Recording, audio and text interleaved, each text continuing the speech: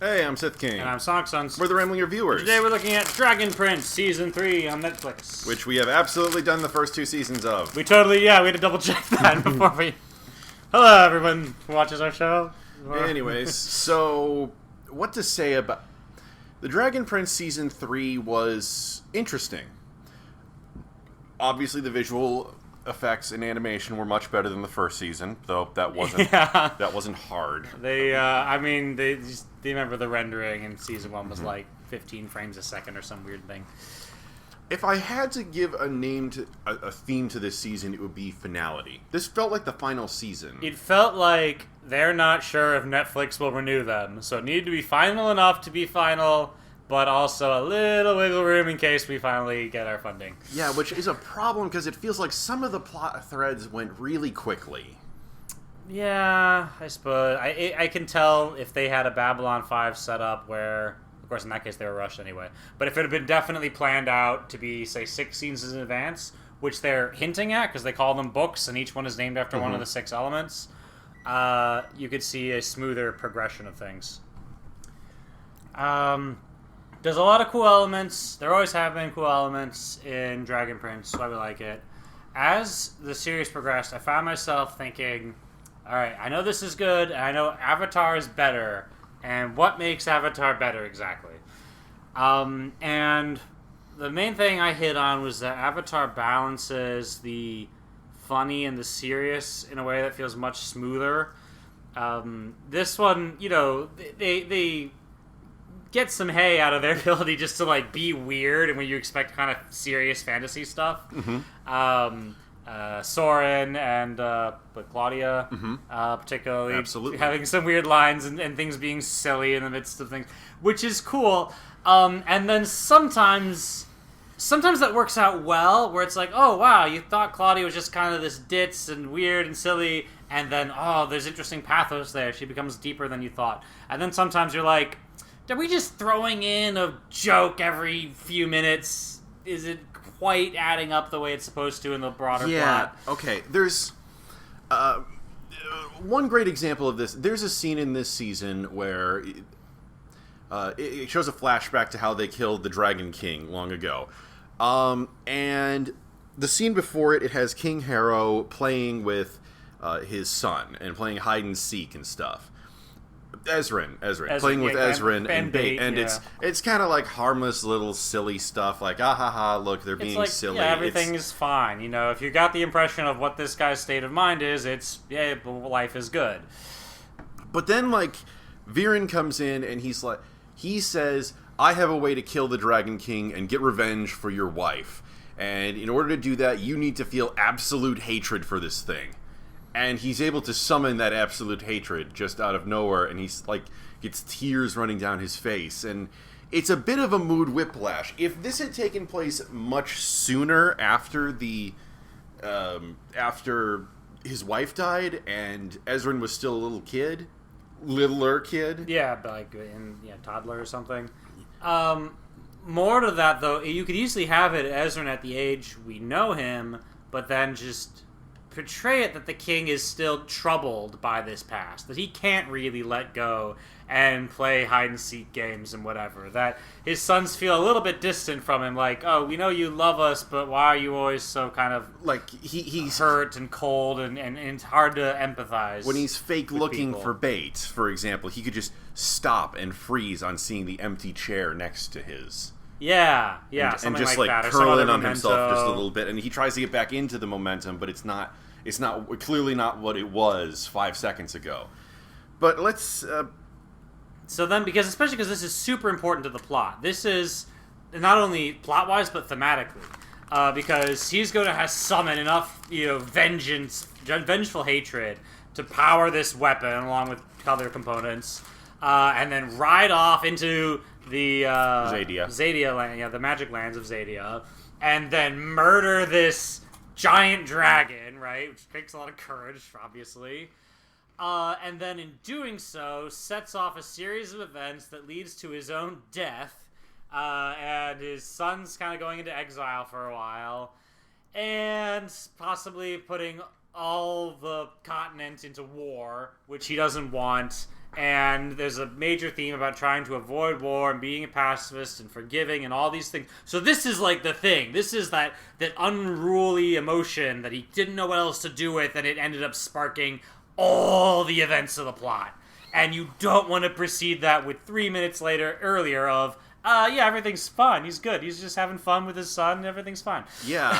So, no, that's not the emotion we're going. You could make a better story of him if he'd always been a haunted man from the first season, struggling with his demons and stuff. He did say early in the first season that, like, he regretted killing the Dragon King, but you could have put the emotion into his day-to-day life. Why did he regret killing it? I mean, because it brought his kingdom to the brink of war and led to his own death, for one thing. Okay, well, yeah, but I don't know. Like, no, yeah, that's right. They actually were going for a more moral thing about that. Like, wasn't, I wish I'd killed him more stealthily. And I think that's another problem with that the show struggles with. It's the morality. It wants to be the kind of show that Avatar: The Last Airbender or other mature shows like Steven Universe try to be, where you try to show, okay, you want to be good and nice and decent at all times. And, that means not deliberately going to start a fight. But at the same time, it also wants to be taken seriously, which means showing realistic consequences to actions. And when you've had your king assassinated, there's going to be people who want war. Which, granted, we do finally get the war in this season, so they didn't completely ignore that. Yeah, it just comes across as wanting to be kid-friendly and adult-friendly by saying, no, you shouldn't ever go to war because war is bad, but then showing things that would naturally lead to a war. And not making it entirely clear how you could avoid it. And then when they do get into it, there is the final chapter is called The Final Battle. There is a war. They aren't, like they kind of cheat a little.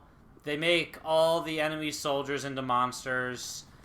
They make it a little ambiguous as to whether any of them actually die when we stab them. Like, maybe it's fine. Like, that Prince guy, it seems like he was pretty dead. You would think, but, then he fell off the side of the screen, and, like, I wouldn't be too surprised if it was, the magic protected him enough for him to be not dead, He got an arrow in the heart and in the brain. I think that was pretty... he got an arrow in the heart and the brain, and then he fell off like a 150-foot cliff. I think that's pretty unambiguous as to what happened to him. Who fell off a much higher cliff was Viren, and he survived. Well, he died. No, he didn't. He died and came back. Okay, yeah, fine. Someone had to resurrect his ass. Yeah, all right. It wasn't like Jesus where he got up after 3 days. Okay. Well, then say that he is dead, and if we've been pushing pacifism as hard as we have, say that when Prince is dead, I mean, then we have a lot of emotions to deal with. We've got a sense of guilt. We have a sense of, like, wow, the world is more complicated than I thought it was. And I have to get my hands dirty and stuff, like, and then we're not quite ready to grapple with all that because it's got to be a little more pure for our heroes. Yeah. I'm not saying it was bad, but I could tell the little cracks in the facade. The cracks really start showing, as I tried to say before, it's really evident when you look back on it and you see the pacing. Everything for some of the plot lines moves really quickly, and it doesn't feel like the payoff was entirely worth it in a bunch of ways. Okay. Now, I ship Calum and Rayla. Callum and Rayla. Yeah. Which, fine, I'm shipping trash. I will ship anything if it sits still long enough. It's good. I like it. Except for Bumblebee and Ruby. I don't know why. I just hate that one. Actually, a whole bunch of other... But you know what? I'm not going to get to stuff that I hate. But anyways. But here's the thing. That was based on little moments they'd had over the course of the series. And by the end of the series, they've known each other for maybe 3 weeks. See, in the 3rd season, Callum and Rayla actually get together. And Callum says that he loves her, and Rayla says that she loves him too, and... Look, I'm not saying that I am against this pairing. Far from it. What I am saying is it felt like there was material to have this slowly build over the next couple seasons. But then they didn't have that, so they had to rush through a lot of it. I'm not saying that this couple can't work, again. Yeah, no, I think it could work, and it would be neat if we go, the next season's a couple years down the line, and, you see how things have moved forward a bit since then, and it makes a little more sense that they, come to know each other better. Yeah. Rayla and him, when they have their first argument as, I don't know, a couple, it's because she wants to honor her parents' memories because she thinks they ran away from their duty of guarding the Dragon Prince, whatever. King, Prince, Queen, whatever. Dragon family. Whatever. Anyways, and he says, no, you don't have to do that. You're not bound by what your past is, or what your ancestors did. And she said to him something that I really think was accurate. Then you don't know, if you think that, then you don't know me at all. And she's right. They don't know each other. 3 weeks ago, they wouldn't know each other. 3 weeks ago, she was trying to kill his dad. 3 weeks ago, her friends did kill his dad. Well, his stepdad, anyway. It doesn't matter. Whatever, yeah. Father figure. 3 weeks ago, she was trying to kill him. I mean, just a little pacing out at points. Yeah, because they, got on the same team pretty quick. I mean, the first season actually dealt with this well, that they said openly, yeah, we can't trust each other. Right. Yes, Rayla could have delivered the egg back much faster, got over the border with Zadia in, record time, because she didn't need to do the whole, I'm a human and thus am not allowed to travel past that. Yeah. So, but it was important for, diplomatic reasons. Yeah, that and that the was Sons did smart. that. Yeah. But this... If this had been stretched out over this season and another one, fine, I could have bought that, but a lot of it felt really fast. Yeah, you could have done more with her struggle with her village, that has, shunned her, and... For instance, there's that one guy willing to talk to her, but maybe that one guy is like, wait, but you're together with a human, and reignites some of that bigotry, and she feels a little more shy about it. Not that, becomes an enemy to Callum. Mm-hmm. But, there's, several layers to get through here. When Aang and Katara became a thing after a while, it had the same number of seasons, but more time had happened in story, and it felt like more time from the audience. Yes. Not to mention that both characters... Okay, well, not saying that both characters didn't undergo character growth, but... Yeah, literally several months had gone by, so it felt more natural. Yeah, and... another example of this is that just... A big part of the series' draw for me was the idea that things were not going to be easily smoothed over. That the elves, human invented dark magic, and that basically rips the magical essence out of a magical creature. And I can understand why the magical creatures of Zadia were like, dude, get out of our dude, we don't want you doing that. But here's the thing, they then overreacted by kicking everyone out. And the dragons and everyone was just like, oh, the humans are awful, they created dark magic and they exceed their grasp and they're so bad, and they basically blamed the entire species for that one guy. And you know what? Fine. I want to see that. I want to see people having to overcome centuries, if not millennia, of racial intolerance between various races. That is a cool concept that you don't really see. Okay, you see it a lot, but not in a kids show, and I want to see that developed. Where that fails in this season is that when the plot says it's convenient, people seem to forget that there's supposed to be racial tension between humans and elves. And I'm not saying that to be mean or nasty or anything. Season 2 had the Aunt's character. What's her name? The deaf Aunt Cool Lady. Let me go look that up. Yeah, let's see. Amaya, fighting against, what's the name of the Juliana, the elf lady. Which elf lady? Fire elf lady. Oh yeah, fire elf lady. Yeah. Whatever her Well, name. Season 2 had fire elf lady. Janai? Is it Janai? Yeah, I want to say Janai. Okay. Yeah, Janai and Amaya fighting inside of a outpost built inside of an active magma waterfall, which was just freaking awesome. And yet, despite the fact that they were very clearly trying to kill each other, by the end of this season, it's clear that Amaya is going to try to tap that red hot elf ass. Or at the very least, they're friends. Yeah. Yeah. And all because of like a quick Warriors honor moment. Now, this would be a great thing if, again, we had more time. Okay, I saved you when you were in trouble. And I have, now you've got some begrudging respect for me, but it takes another couple seasons before it really means something. At least 2 seasons. And hell, it doesn't even have to be grudging respect. It can be, I thought that all humans were terrible, so why did this one save me? The same sort of realization that led Hiccup to realize that Toothless wasn't bad in the first How to Train Your Dragons movie. However, because it fits the needs of the plot, that means we have to rush ahead on a whole bunch of stuff. It does, and there's a lot of world elements that Feel a little not all the way thought through. a lot of this feels glossed over, and don't get me wrong, yeah. some of it is beautiful. Oh yeah. But about midway through the season, the Human Kingdoms get together and they decide to invade Zadia. Well, they make a grand stand and they split the Magma River and they run through with their armies.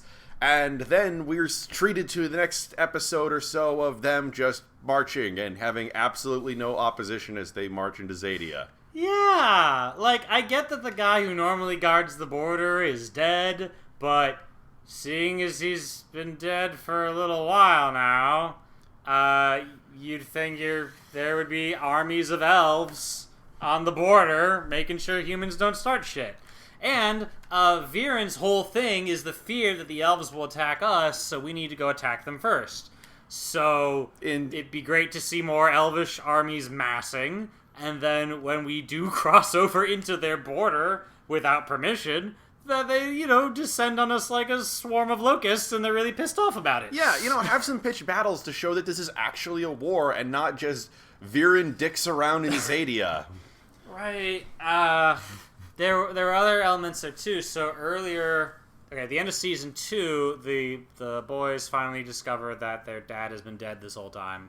Well, they discovered at different times. Oh well, yeah. And now they both know. Ezrans needed to go back home to become the new king, so he splits off from Rayla and Callum. So he goes home. He gets the crown. We have some funny moments where it's like, hey, he gets infinite jelly tarts now, and this is some funny things. Okay, cool. But we didn't have time enough for him to visit his dad's grave, which is a really clear place to go at least once, with story-wise and logically, he should be there one time. Yeah. Partly because we were spending time on Rayla and Callum walking through the woods and not doing much. Look, I get that you need to show the passage of time happening, but maybe make it make sense a little bit. And yes, there was a little bit of blushiness, and this was a little bit of flirtiness. And, I, as a shipper, I constantly advocate for that. But at the same time, this is not important to what's going on, because you're showing Callum sniffing a flower that smells exactly like farts. No, that is not a joke. Sometimes I make shit up, but no, Rayla pranks him using a fart flower.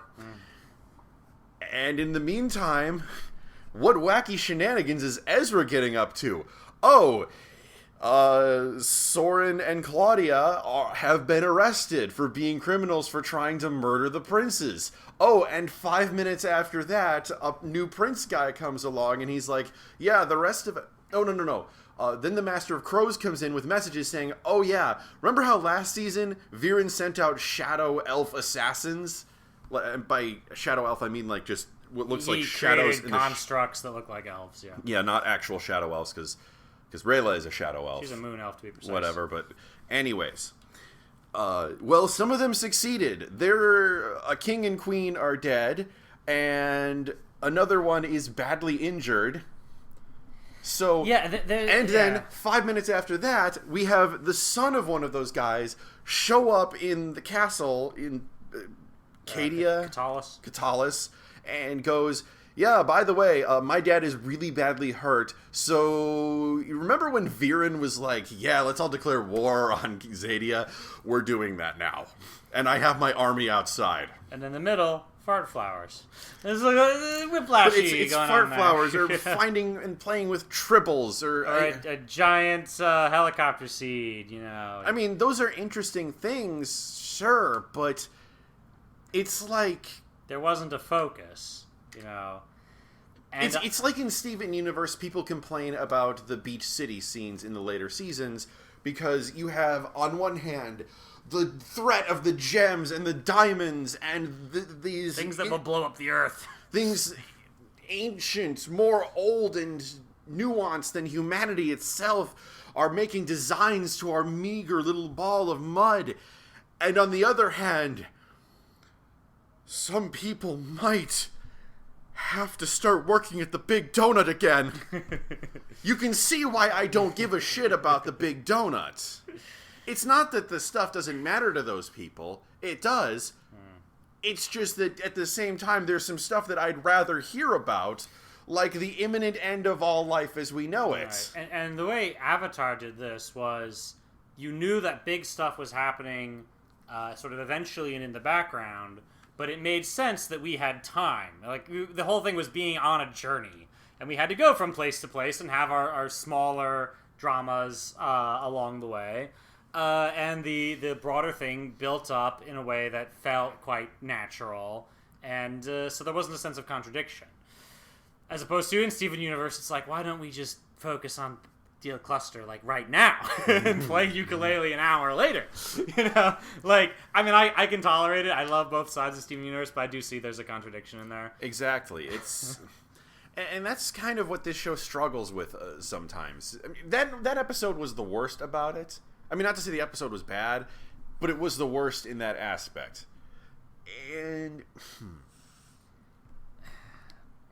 to point out the earlier point about random doses of comedy, when the Crow Master shows up, right? They're like, Crow Lord, and then it's like, oh, hi, says this guy who's apparently been standing behind a pillar the whole time.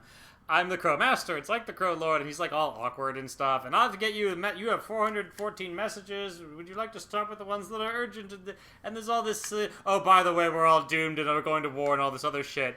And it came across less as funny for being a contrast and more of like, why wasn't the Crow Master taking this shit seriously to begin with, or somebody was taking it seriously? You guys had to know that bad news was coming. Considering the tension that was going on at the time. So, yeah, that's odd. And then, I still don't get this at all. Okay, so Ezran is first like, no, let's not make war on Zadia. Because war is bad and it'll just lead to further violence. We're gonna, not do anything, I guess, about all this other stuff that we're pissed off about. He doesn't suspect or suggest that the Shadow Elves were like fake or whatever. So he doesn't have much of a good counter argument as to why we should just not go to war. Plus, there's plenty of reason to assume that real Shadow Elves have gone over the border. Right, because they totally killed his actual dad. Like, for reals. So he says we should be pacifistic about it, and then I like this dose of realism where 3 of the other 5 kingdoms, 5 total, show up at his doorstep, because apparently they're close to the border, and says, look, we are all going to march on Zadia, and if you don't like it, we're going to kill you first and then kill Zadia. So what are you going to do about it? Well, it makes sense, because he seems to be an elf sympathizer. Yeah, no, it makes sense they would do that. So I like that dose of realism. So now he's faced with this terrible choice. He can resist human armies and a bunch of human people that die, or he can join the war against Zadia and a bunch of elves will die, and doesn't want that either. So he decides to abdicate the throne. And for some reason, Viren gets power. And this makes no sense. I know they're doing this thing like, the master manipulator's finally coming to his own, his scheme's all worked out. He didn't have a scheme in this case. He was just arrested, and then, like, by coincidence, Ezran's like, yeah, you know what, I can't do this. I'll just let Viren be king. Instead of naming anyone else in the room, name the freaking Crowmaster if you have to. No, don't let Viren be king. Dude, name that guy you specifically. What was his name? Yeah, Corvin or something. Yeah, Corvid. Name Corvin as yeah. your regent, because at least he seemed to have a good head on his shoulder, a knowledge of tactics, and seems at least moderately skilled. And you had to have brought him into the throne room for some reason. Why was he there? He literally does nothing except for posture a bit to that one prince guy who declared war and stuff. Yeah. But he didn't do anything. You could have done, if they had more time again and more finesse, they could have done a lot of Ezrin almost looking up to Corvus as a substitute father figure, right? Yeah, His actual dad is dead. He's feeling overwhelmed by the pressures of this, and here's this, competent soldier guy who helped him out so far, and kind of wants to know what he wants to do, and then maybe just gives him power. But also, if he gives power to anyone, even if it wasn't to Viren, if he gives power to somebody, and then that leads to war, you think he'd be pretty torn up about it. Because his whole character thing was that he's torn up about the idea of war. If he abdicates to person X, and that person X chooses war, then he should feel bad about abdicating. Yeah. You can almost see the negative space where they had missed opportunities here, because Advisor Lady is going, no, we have laws, you can't be king because we have those laws. And then, she was very vague about the laws. There's one law that only orphans can become king, apparently. I don't know. And only orphans can start a new bloodline, I think. I guess. And I can kind of understand where that law comes from, because if you have a pre-established bloodline, then that bloodline can have an undue influence over the kingdom. Yeah. It's like Game of Thrones. You wouldn't want the Lannisters back in charge. No, I don't know who they are, but I bet they suck. Okay. I need to see that show at some point. Okay, the Lannisters are, I would say they're total bastards, except that describes literally every single person in Game of Thrones. I so, see. it doesn't really... let's put it this way. The Lannister king, it is the bastard child who pretends to be the son of the true king, but is in fact the son of his mom and his uncle. Okay. Yeah. I mean, actually... It's that kind of old-style fantasy. Yeah. I mean, I don't want to blame a person for his ancestry, but other than that, he's done dastardly things, I take it. Oh, he is, yeah. Oh, yeah. But moving along, there's literally nothing she says that he just goes, well, my parents are dead, so that means I'm an orphan. And then everyone starts going, okay, all hail King Viren! He totally killed several guards last season. He vaporized them with evil magic. You think they'd be, passionately against this. And there are a few people who refuse to join his crusade. 5 people. But, really, you don't want the vaporizer guy in charge. Maybe if he was already in charge, it's hard to kick him out. But if he just shows up in the throne room, I'm in charge now... I mean, I guess, did Ezra know that he was going to take power? Because he didn't seem surprised after the fact. He didn't seem surprised. Also, why did they lock Ezrin up and not just put him up in, an apartment somewhere? Right, Ezrin goes to prison for some reason. And he's chained to the floor. Why is he chained to the floor? What do you think he's going to do? Use his web shooters to pull himself through the grates? You think this would be Ezrin abdicates to, let's say, Corvus.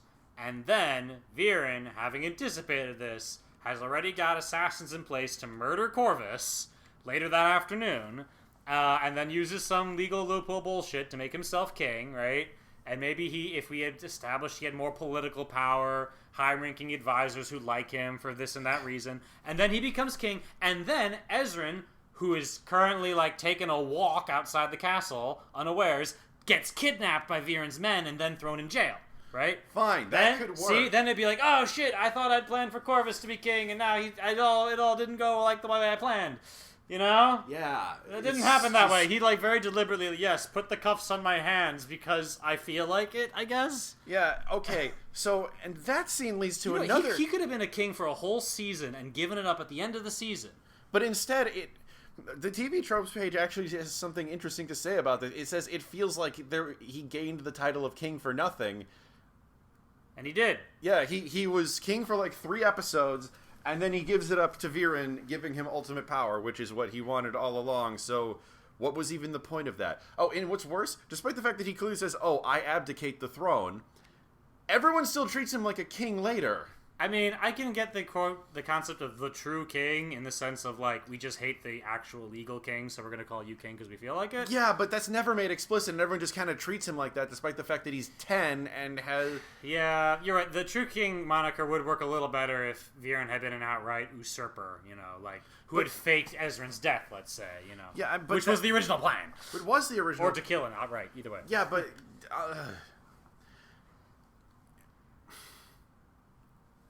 Yeah, how does succession work in this? I mean, kingdom? I'm not saying that... Okay, well, then what happens next is just kind of confusing because... Okay, Soren has a change of heart because he realizes that his dad is kind of a douchebag or Finally, something. that was actually nice character development. Did the character development for Soren when he finally gives this speech about his dad being a villain. And, you know, you just realize it took him a long time to face that reality, and I like that sense to it. Yeah, but here's the thing. Soren breaks Ezran out with the help of Corvus and female advisor. They run outside the castle, basically unopposed, which means that this place has the shittiest security ever. Yeah, I mean, he snuck out in a bale of hay. That was glowing. That was glowing. Because of bait. Yeah. And... what happens next is just kind of baffling to me from a universal lore sort of standpoint. In that Soren, over the course of the last 12 hours, somehow managed to contact the one lady who we met last in the first season, who was a shadow elf mage, a lunar elf mage, who specialized in illusions, and she flew here on her Phoenix, somehow getting here despite no instant communications. Or fancy magic. Because he couldn't have used magic to contact her either. He didn't have Claudia working with Yeah, so him. how the hell did he contact her? Like, he could send a crow maybe, but A, do you have crow communication lines that go to that particular lady in the middle of nowhere on the side of the continent you never visit? I mean, I get that that's in between the capital and Zadia, and the... Katalis and Zadia are really close together. I get that. I understand that. But it's still... That's not even the worst part about this, the travel time. The worst part about this is then the elf lady just drops off in the middle of Katalis, and everyone is just standing next to her being completely fine, despite the fact that she's a lunar elf, and lunar elves just 2 or 3 weeks before murdered the king, who was their friend. Hell, advisor lady was advisor to King Harrow. Yeah. And everyone's just fine with this lunar elf just standing here in the middle of nowhere. Also, the lunar elf lady is totally fine with Soren, despite the fact that, well, the last time they were in contact with one another, he and his sister were planning to murder them. Yeah. There's a lot of negative space the more you look into it, in the worst sense of the term. It's like, there should be something here, so there isn't. Viren begins his plan, and he gathers his army, which looks to be about 200 guys. I mean, then there's a later shot of thousands of guys. Okay, so I don't know. but... I'm going to assume those were platoon captains or something. And he tries to make it sound like anyone who follows Ezran's request of, if you don't want to fight against the elves, you're a coward, and we're kicking you out, and you'll have to wear this sign, the sign of a broken chain. And I get what he's trying to do here, but well, first off, they keep dropping all of their weapons point first on the ground, and that's just going to damage them for anyone who has to use them in the future. Second off, this doesn't become a plot point again until the end, and it looks like it's only 5 guys. 5 to 8 people abandoned them. And yet, it's implied that it was this huge chunk of the army who chose not to go. I mean, I don't know if it was implied to be a huge chunk. They seem to be sizable fraction, yeah, but yeah. Enough that they have a banner with their broken chain. That's another thing that could... Oh, see, here's the negative story that didn't get told. The absent story.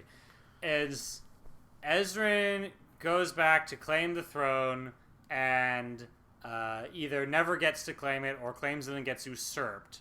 and then the people who are loyal to him as the true king defect from the army and become like his protectors, and they're like running back and forth throughout the territory of Katalis, right? And the human lands, and sometimes the Zadia and so forth, keeping him safe while the much larger army, still loyal to the usurper, Viren, pursues them. Right? So they could be this whole band of brothers thing that eventually adopt the sign of the broken chain as their official symbol because of all we've been through together, protecting the true king.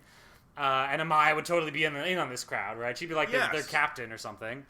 And then, they would show up at the end. They would have a name, whatever they're called. And then those people would show up at the end, when we need them most, right? Because, of course, they're loyal to the true king. That would work so well. But the impression we got from what we saw is not that. It's just like a few people, and the rest are okay for invading Zadia. I feel like maybe the writers were trying to squeeze some utility out of these 3 episodes of this little arc. So it was like, so it looks like Ezran accomplished absolutely nothing. How about, what he accomplished is, as his last request as king, he lets some people defect if they feel like it. And I don't know why Viren goes along with that request, even. He is not the kind of guy who would care, right?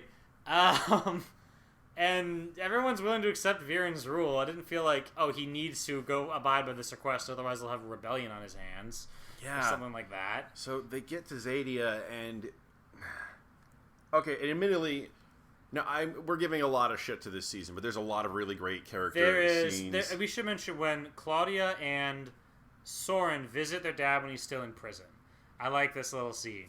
Because he, is warned by his shadow advisor guy, like, okay, put on a good face. And he acts all normal, and good to see you. There's been misunderstandings, whatever, that they got me thrown in here, and we had to do what needs to be done. And then you see shades of his evil side come out, and then he, hides it again. And then Claudia, of all people, you thought Soren, if anyone would say it, but Claudia was like, hey, did you try to get the princes murdered?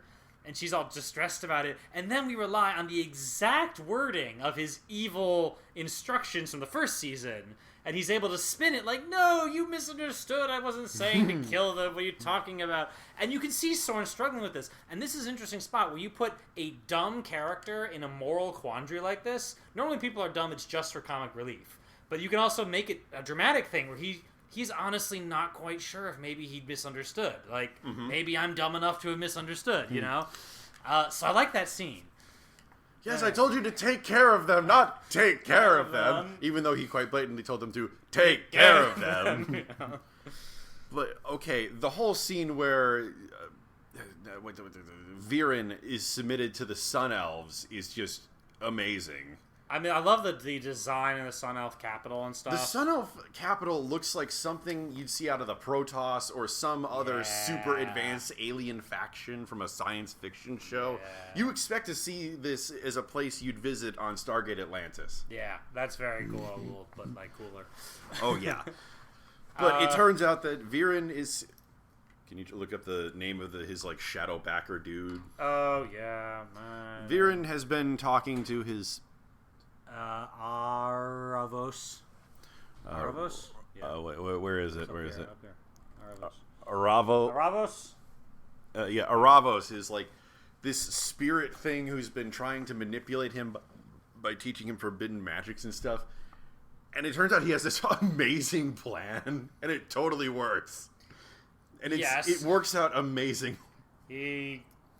They take him to this place to be purified, and he basically hacks the thing and draws its power, and then, vaporizes people and stuff. It's pretty cool. Which is cool. I was a little bothered watching this, being like, I wish there were more rules to the magic, and I could know what's possible, and then be like, oh, wow, that was a clever thing you just did, as opposed to, okay, I guess you could absorb sunfire energy, even though you're a star elf, or... I don't know how this works. You just he has power now. He's pretty badass, but if you have more time to establish the rules of magic, you can do more interesting, clever things with it. Yeah. So Yeah, but So, and even just building up to that, they're marching, as we said, into Zadia. They're within sight of the Sunfire capital. Nobody has any problem with this. Nobody, sends scouts out to be like, oh shit, bring out the army, the humans are here with, 10,000 armed men and women. And then, so then Viren approaches, and thank goodness he got himself an audience with the Queen or whoever, because she might have just said, I don't believe this shit, kill him. Well, he did use the magic words, which was, he knows what happen to the Queen's grandmother. Yeah. Which it's implied Aravos was the one who actually killed her. Yeah. Or put her inside of a coin, as that seems to be his thing. Isn't Viren? Oh, wait, no, that's Viren's thing. Yeah. That's Viren's thing. Never mind. But okay, so then so he vaporizes some people and then apparently conquers most of their armed forces off screen. That maybe bugged me a little more than the even Magic A thing, maybe. Yeah. I never thought of that. How did I not think of that? I'm the military guy here. If you want him to go full-blown kaiju and, wreck the city and kill most of their people, show us some of that. He vaporizes, 6 guys. I might think that Season 3 of RWBY had problems, but when they showed the fall of Beacon and the catastrophic consequences of that, they showed what would happen when Beacon fucking fell. Yeah. They had soldiers and people fighting in the streets. They had monsters and terrorists fighting hunters. Right.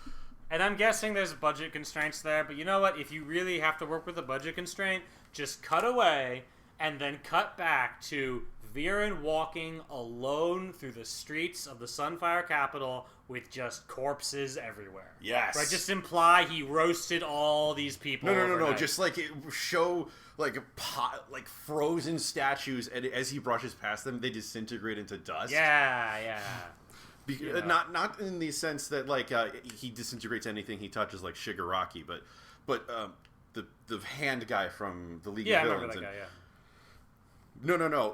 These are husks, ashen husks held together by inertia from where he disintegrated the city. Yeah. Kind of like Pompeii statue thingies. Yeah, and then you would want to make it clear that this is a one-time thing. He swallows the energy of the sun Majig artifact and nukes the place, but it's like a nuke. It goes off once. Because otherwise, I could just nuke the freaking mountain at the end of the series with that same power, right? Yeah. Here's my entire art. Boom! The mountain falls over. Okay, never mind. You're all dead. Okay. And then he basically, looking the most evil we've ever seen him in the series, he walks up to the army and says, "Hey guys, great news! Look what I found!" And everyone should just be staring at him and being, maybe we shouldn't trust this guy. He looks like he crawled from Voldemort's nightmares. He does look like that. And he's like, "Don't worry, I found a way to turn all of our soldiers fireproof." And everyone believes him, except for Soren, who goes, "No." He just starts running. Come to think of it, the other kingdoms were all equal to each other, always, right? Yeah. Katalis wasn't the head kingdom, so why does the king of Katalis automatically become the leader of this army? Why isn't it a joint force and each of the kingdoms, decides for itself what to do, type of thing, or elects one of their own to be one of the military commander? Yeah. It's just kind of just whatever. If Viren's the main character, of course he's going to be the guy in charge. Everyone submits to his authority. We're good.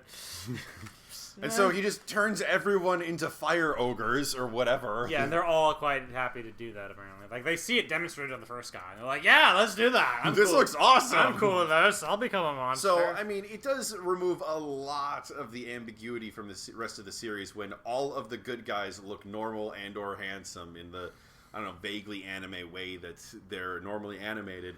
And then the rest are literally orcs that are on fire. Yeah. So, this could have been a great metaphor, too, if you had more time again, to build up the bigotry and the hatred and the need for vengeance among the people, right? Particularly if the magic actually used some of that. You have to have some hatred in your heart to make the thing turn on. Which we've seen used before. As a concept. So then it could be oh, wow, so what we're dealing with is not just the scope of, these guys have powers, but symbolically it's the scope of man's inhumanity to man, or to elf in this case, right? The scope of that bigotry that we've been dealing with the whole time, and how the moral victory is going to be something we need to consider, and not just the physical victory. Exactly. I also like, we talked about it in our first review, we like the idea of Viren honestly believing he's doing what's best for humanity and then slowly losing his way. That kind of happened. That kind of happens. I feel like it could have been developed more. Oh, absolutely, it could have been developed more. I see Viren as less of an out-and-out antagonist and more of the elusive man from Mass Effect, where he was tempted by he was corrupted by a little bit of power and then kept doing the extreme things for the greater good of the human race, to horrible, horrible consequences. Right. The trouble is he stumbled on that characterization when he told Soren to kill the princess. See? Yeah, that's... Like, if he just wants revenge for his good friend, the king, who died, he doesn't want to kill his good friend, the king's sons, also. That would be, like, if it comes up at all, much later when he feels like, no, the sons are too weak, against the threat of the elves. And stuff like that, and... I don't know. So in the middle there, we also get... But we've been neglecting, like, Callum and Rayla. Yeah. And the problem with their story is it's just not very interesting. I mean, it's interesting in some ways. Like, the Rayla's getting banished could easily be a bigger thing than it was. I liked it was there. It could have been more. Okay, what happens is that because lunar elves have illusions as their, magical hat, it means that their whole society is hidden by an illusion. Instead of, living in a normal house and then just... being visible to anyone else. Why is your civilization invisible? I don't really see a practical purpose for making your entire civilization invisible. Makes it harder to attack, especially because who's attacking? The elves like each other. They all hate the humans, and the humans can't cross the border without getting destroyed by dragons. Maybe they just think it's cool to be invisible. I don't know, really. Well, okay, it's kind of cool how it happens in that they alter the spell so that keeps everyone invisible, so that when someone who's been banished comes back, nobody sees the banished person, and everyone who is banished just sees people without their faces. Yeah, just cool. It also means that people you've banished can spy on you with impunity, but I guess they weren't worried about that. Yeah, and we meet this guy. He was Apparently, he's the husband of the leader of the assassins back in Season 1. Which is cool, because I think this is the first time I've ever seen an animated gay couple kissing in Western media. I'm not going to talk about some of the horrible, horrible things I've seen in hentai. Well, let's talk about a No, let's not talk about that. No, what I mean is the way you're trying to define it is like a male gay romance taken seriously. Yeah, they're married. So that was cool. There was actually an on-screen kiss, like right there in the front center of the frame. Like, all right, progress, yay, humanity, and elfkind too. But so yeah, she's convinced that he wouldn't have done the spell to banish her, and it turns out he did. But then it turns out he can see her through reflections, which is a neat little idea. But like he makes friends again with her really quick. Like, his husband is dead as of like 3 weeks ago, and she failed to save him, and you think he'd be like really in the thick of grief right now. Also, here's a question: why did they banish her? So the way she was the only one who lived. I mean, from what I get, she's the only one who lived, but the king is dead. So, where's the thought process? So what happens to, like, there must be, like, this whole community of elves who succeeded in their mission, but they were the sole survivors, and they're just really pissed and sitting outside. They're like, this sucks. Yeah. They form their own little town. I mean, they don't know that the king is... Do they know that the king is dead? Well, the assassins themselves had magic that would indicate if he was dead. So I'm not surprised if the folks at home would have that same magic. Yeah. But if they know that, then they should know Rayla was successful, or they should assume Rayla succeeded in killing him, and they should, like, welcome her back as a hero, right? Right. I mean, so why is she banished, then? Right. You know what? This should have been an episode where she shows up, and everyone's visible, and they're like, thank you for killing the king, and holy shit, that's his son right there. What did you do? Stepson right there. Whatever. She was supposed to kill him too, right? No. He or kill him and Ezrin. He was supposed to kill Ezrin. Okay, whatever. Somehow the word gets out that Ezrin's alive. maybe because Eswin's been running around with the broken chain gang or whatever we're calling those people that I made up earlier. Yeah. And, scouts have told them, no, wait, Eswin's still alive. And she confesses, yeah, I deliberately didn't kill him. Also, I made friends with him. Also, Dragon Prince. Also, all this other shit. And people look at her with shock. And then right before her eyes, they cast the spell. Ooh. Right? And the whole town just vanishes, or they all go faceless with her standing there. And she has to watch it happen, and she's panicking, Mm-hmm. That would have been cool. We would get to see the moment of the banishment, and also it would explain why they banished her, because, the truth came out while she was there. Yeah. It also, however, it would create a great emotional moment for Rayla, which I think is also where, remember how I said I had problems with the shipping in this? I didn't have problems with the shipping itself, but with how it was handled. Yeah, this kind of jackknifes into that with the next episode, which is where they have to go through this one desert where they got the soul-eating snakes from the first episode.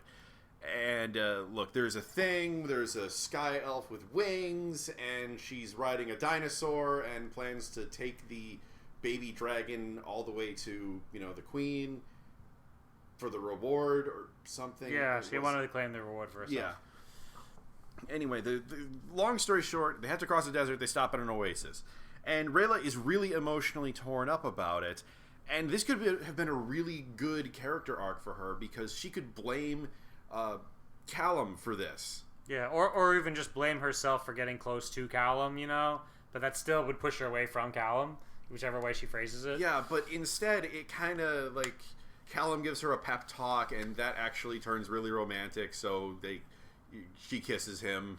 And then he's all awkward about it, and then she's like, "Oh wait, you didn't mean me to." Now I'm awkward about it too, and this is fine for high school drama type of thing, or whatever age range. They could be older than high school. It's not the point. The point is though, she has got a lot of other things to be on her mind, as Callum was just pointing out. I can admit that she's feeling very emotional right now, and maybe wasn't as in control of herself as she might have wanted to be. But the problem is that the narrative does not play that out. Right, yeah. The point is, I think we're getting at, is that her grief over being banished lasts exactly that one episode. And had she not been banished, all the subsequent episodes would have been almost exactly the same.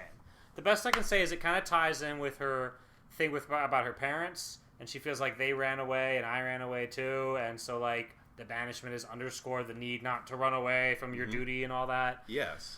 But then that gets settled really easily because it, happens that Callum has a spell. That can reveal the truth. I have another thing to say about that, but we'll get to that later.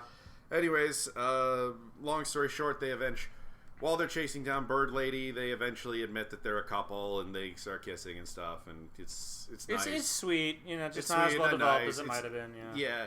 So they eventually get back, and there's an interlude episode where Avaros and Viren are talking about how the Dragon King was killed, and that was a good episode in a bunch of ways. But we mentioned the problem with the bait scene and how that turned into.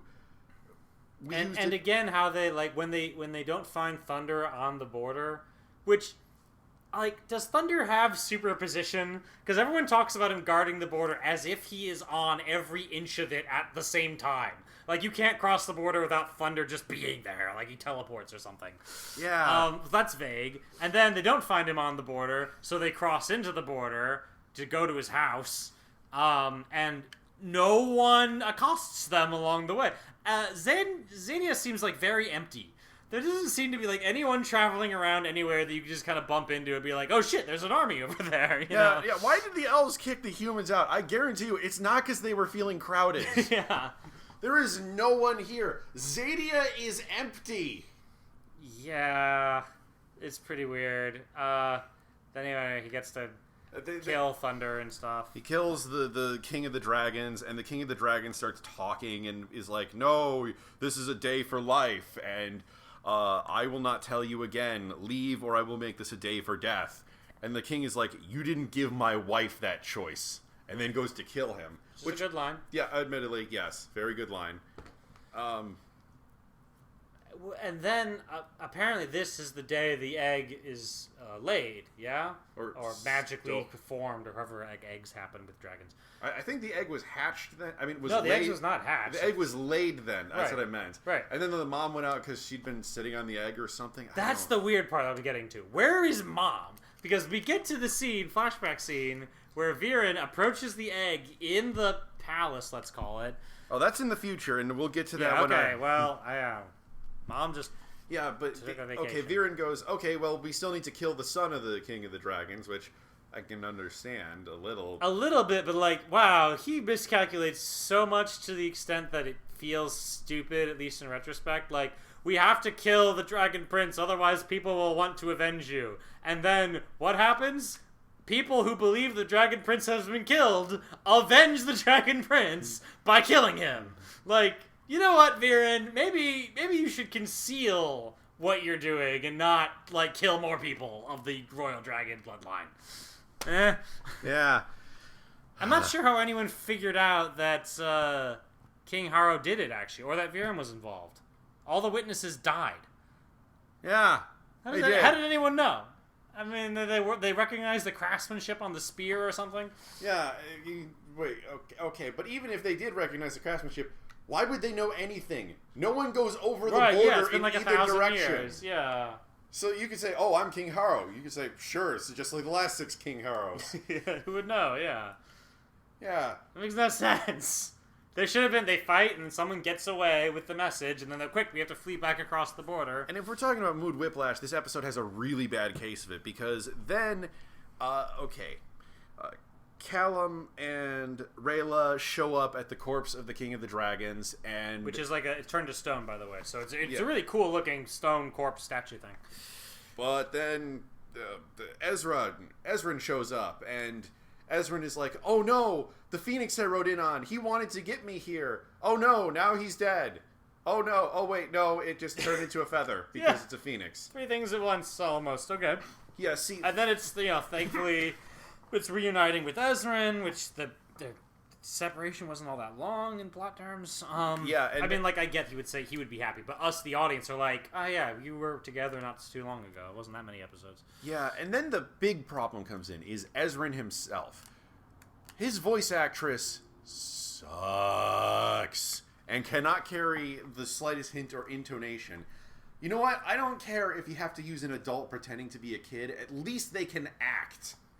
Yeah, I mean, sometimes it works, and you can feel that, he's the sort of person who doesn't necessarily express big things in a big way. And then sometimes it does feel no, that needed more. Your monotone can cut glass! I can only stretch this so far in my mind before, that was kind of flat, Ezran. Can you do more with that, please? Or a lot more, perhaps? The problem with this scene is that it tries to hit a whole bunch of emotional high notes. Oh, no, Ezran's back. Oh no, the Phoenix is dying. Oh wait, the Phoenix is alive.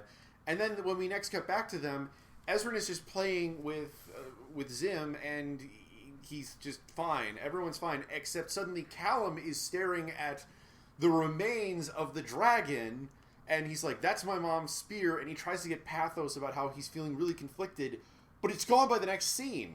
Yeah, and there was a lot to just unpack there that he mentions briefly. This is the dragon that killed my mom, so I should be happy he's dead, but he's also Zim's dad, and I like Zim, and should I feel happy or regretful or sad? I feel angry. You could go on this for a while. This could be over several episodes. You could have built up to it, him thinking about it, and then he finally comes over a ridge and sees the statue and thinks he's finally faced it, when we've been building up all the time to what it was going to be. And they didn't have room for that. I can imagine some conversation where he's gets upset about this, and he punches a wall or something, and he just has so many feelings he doesn't know what to deal with. And so it's brought up, it's at least acknowledged, and then it's whatever, back to our quest and everything, and we're good. I think they want to delve into the nature of loss and the desire for revenge, and how revenge is not a good way to cope with loss. It leads to an escalating cycle of violence. And there's some of the story that shows why these notions are important. And then it's just not fleshed out as much as it could be or should be. Oh, yeah. So after that, they go up to the top of the mountain where the Dragon King, Queen, whatever thingy lives, and there's some stuff that happens. They find out that the Dragon Queen is in a coma. Spoiler alert: she wakes up at the very end of the season. Yay. Anyways, so the Dragon Queen is all like, "Blarg, I'm in a coma," and stuff.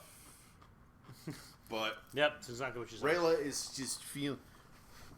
They learn, I forget exactly. Oh yeah, Soren finds them and says, "Oh yeah, my dad has an army of zombie orc fire thingies, and he's coming here to take the Dragon Prince."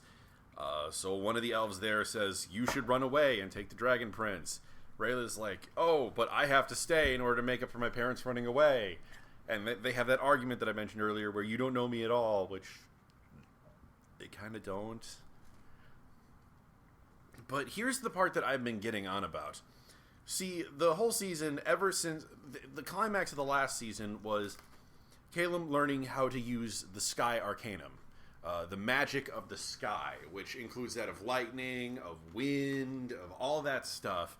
And it was a really big, important episode where he went into a coma because he used dark magic and had to find his own magical source. It was really interesting, good stuff, you know? That was a whole episode just of him learning how the sky is within him and he is one with the sky. Well, good thing that... Well, for him to... Good thing he went through all that because he just uses lunar magic with no preparation or anything. Okay, he had a lunar artifact to make that work. Oh, wait, never mind. That's... Remember, because he previously had a storm and a orb, you know? Mm-hmm. So, you know, it apparently does work if you have an artifact. I guess, is that like a one-time thing? Because he sort of snapped it.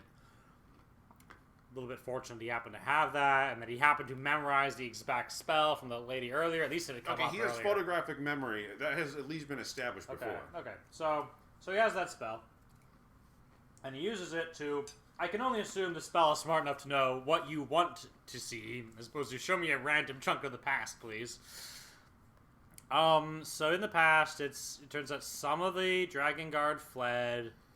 Dragons aren't guarded by other dragons, apparently. They're only guarded by elves. Some of the Dragon Guard fled. But not Rayla's parents, because they're super special awesome, and they would never abandon their oaths, ever. Which is great and all. So, how did Rayla come to believe that her parents ran? Like, their corpses would have to be there, right there at the scene, right? But clearly they didn't go anywhere. Yeah, I mean... Unless he took their bodies and turned them in... Unless Viren turned their bodies into coins.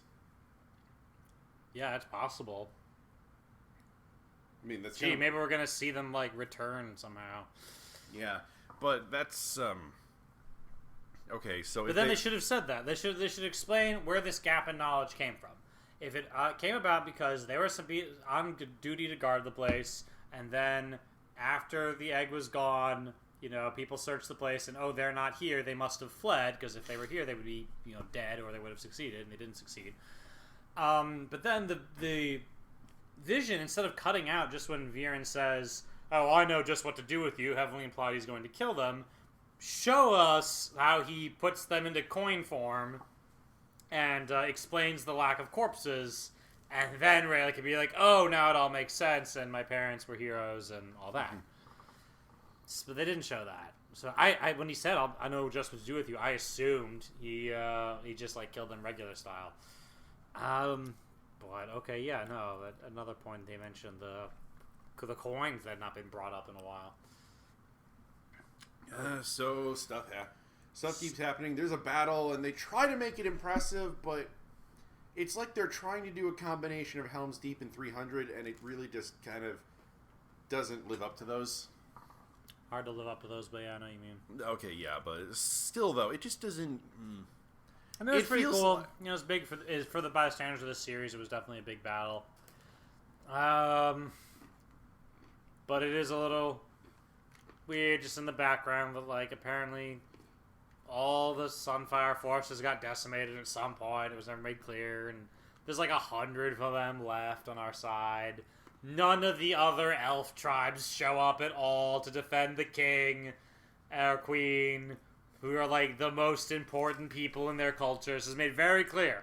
If we deliver the Dragon Prince to his mom, then that could be the key to peace between like all the elves on one side and all the humans on the other side. Like, the elves really care about this Dragon Prince and the Dragon Royal family. And here comes a goddamn army of monsters marching straight up to the guy's front door, and only the Sunfire elves bother to do anything about it, and nobody else shows up at all. It's just ridiculous. Everyone's on vacation or something. Like, we even have people that fly on our team. Like, they could go fly off, and we did manage to get some other dragons to help us out. Ezra did that, but like, where's everyone else? Oh, we haven't done all the character designs for like the forest blood elves or whatever she called them, and the other people type elves, water elves or whatever there is. So they're just not there. They're just not there. Off screen, this 10-year-old manages to recruit several armies. One army of like 6 dragons. Okay, 6 dragons, plus the army of the Broken Chain people, who apparently have their own force, plus that other kingdom that wasn't going to war earlier. I didn't even think that was Ezran doing that. Maybe it was, but they just kind of showed up. That one young queen person. The one queen who was very much against any sort of war at all, and is now going, oh, well, okay, now that it's Viren, I guess it's okay. Yeah, it was unclear, actually, what her thinking was. It's more like, oh, she's a good guy, so here she is on the good guy team. Yep, done. We're good. We're with that. Yippity-doo-dah. And also, again, where was the queen when her baby was stolen? She had just laid the egg earlier that day. You don't typically just fly away. Especially when Thunder apparently can teleport to any point on the border. Like, you can't avoid this guy. You think the queen would be, like, all over this shit if somebody took her egg. And what's this whole deal that everyone they felt they needed to flee the castle? They're like, oh no, Viren is coming. Like, okay, he's got magic and shit, but it wasn't overwhelming as far as they knew. I guess because he had killed the Dragon King, and maybe they didn't realize that was like a one-time weapon that only works on that exact opponent, or something. There appears to be only 12 people in the Dragon Guard anyway. Yeah, that doesn't really make sense. But once the battle's over, the battle is over in like the most anticlimactic way possible. It's like there's kind of some fighting, and then there's some more fighting, and then there's some more fighting, and then it flashes forward several hours, and like the ogre people are being arrested, and led away in chains and stuff. And you're like, oh, did we win? I didn't know. Did we win at some point? Oh, then there's this kind of interesting character thing where Soren... Turns out that the whole thing was a diversion so that Viren can get up to the top and kidnap the Dragon Prince. And he almost succeeds, and he starts sucking the Dragon Prince into a vortex thingy, which is apparently a thing he can do until Rayla body checks him off a cliff. And then Callum dives off the cliff and turns his arms into wings, which admittedly was something that they hinted at he was trying to learn earlier. So It's not like it came out of nowhere. Yeah. Then they confess their love to each other. Rayla and Callum, not Viren and not Callum and his wings either. Yeah. I love you. So, anyways, then everyone gathers at the top of the mountain again, and the Dragon Queen has just woken up, and everyone's bowing to Ezran, who is the true and rightful king, despite not wearing a crown or any sort of ceremony saying that he's the actual king. And him being 10. I mean, they were willing to accept young kings in the first place. That other girl kind of established that. She's like 14 and a king, a queen, rather. I'd still trust her over Callum. Or Ezran in this case. Ezran, whatever. No, I still trust her. Yeah, either way. Anyways, the queen wakes up, and, the first thing she sees is a bunch of humans standing around in her room, And, surprisingly, her first reaction is not, oh shit, humans, time to barbecue everything. Yeah. But it's like, oh, humans and elves standing together. I've waited for this day for so long. Really? Really? You've waited. You do. No. Fuck you, Queen Lady. You do not get to spin doctor this. Every person from the border of Zadia all the way to the other side of Zadia has this steady diet of humans suck. They suck so hard, they make vacuums look like nothing, and we don't even know what those are. We just know that they suck. Every single magical creature has said this about humans. Sol Reginum, your husband, every elf we've ever encountered. Yeah. You do not get to spin doctor this into, oh, I was secretly wanted peace between the races all along. No, you should have been working your ass off to try to promote coexistence and maybe not try to kill each other. But if you're so important, do something with that power and influence. But no, you're just walking in and claiming credit at the last second. Yeah, it didn't make sense. Like, they could have made a whole different backstory where, let's say, the Dragon King and his family are a more neutral force that just want both sides not to kill each other. And being that they're, let's assume, not skilled diplomats, they just want, okay, fine, we'll just enforce this border between you two, so as to stop any side from ticking off the other side, because the last 10 times that happened, you guys had massive wars, and we hate that, right? Mm-hmm. So there could be, we've always wanted you guys to have peace, but no one would ever listen to us, because you're all bigoted and stuff, so we've been, protecting this border as our sort of stopgap solution. And then, yeah, it would make sense that, oh, thank goodness, you guys did finally work it out. How did you do it? Because I didn't know how to make it happen. But that was not what we got. The Dragon King really seems to be like the king of Zadia. He's highly important to the Zadians. He is enforcing the human expulsion order that the Zadians came up with. I keep saying Zadians, it's really just elves, essentially. So, yeah, it's weird to shoehorn that in. You guys wanted bigotry. If anything, she should, if we had another season or two, let's say Zim has gotten a little older and Zim talks now, alright? And Zim gets to his mom and persuades her to, give up on these old hatreds, right? Because he's been living with humans so much and so forth. But we didn't have that.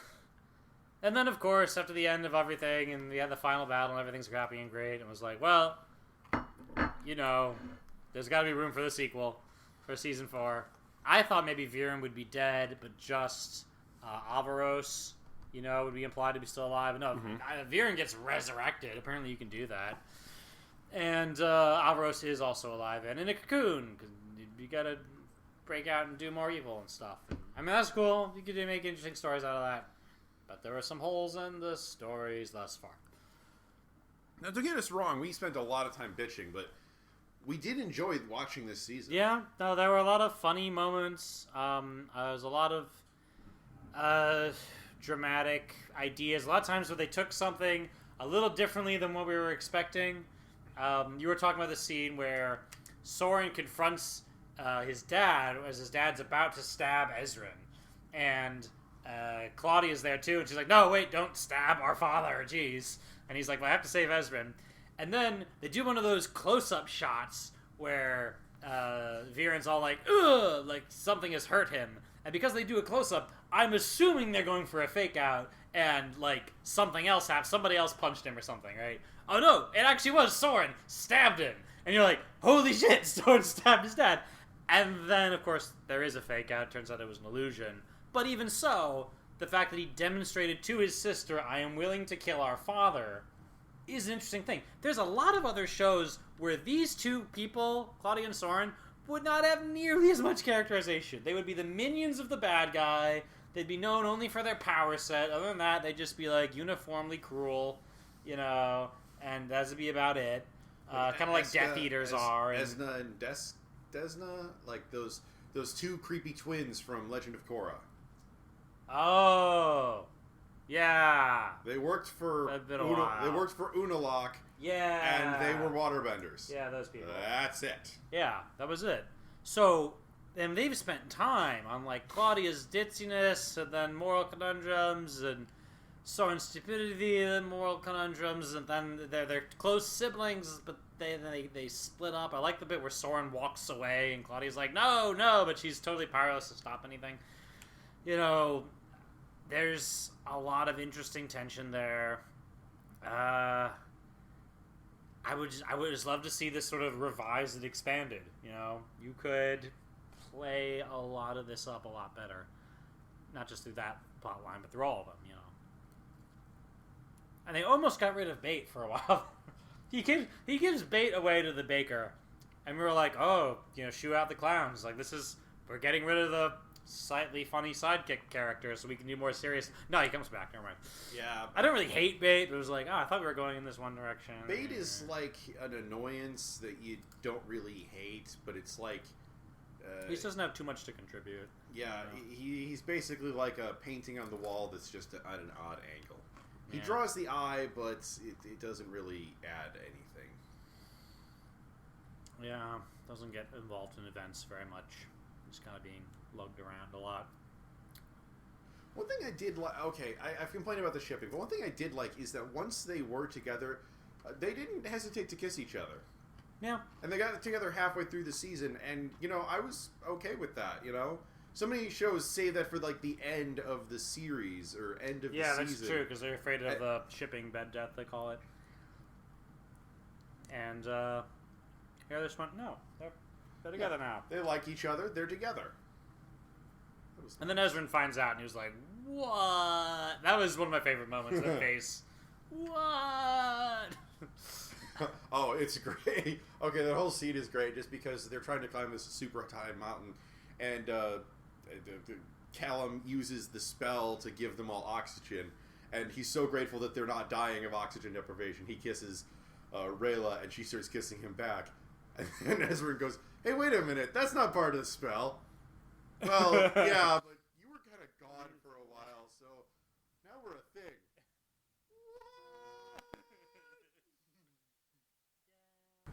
Okay, we lost the last bit of audio there somehow. The thing stopped recording. Anyway, there was another minute where he basically said, yeah, it was a good show overall, and, just had some flaws. So, he's Sith King, because he's not in the room anymore, and I'm Sonic Sons, and we're signing off.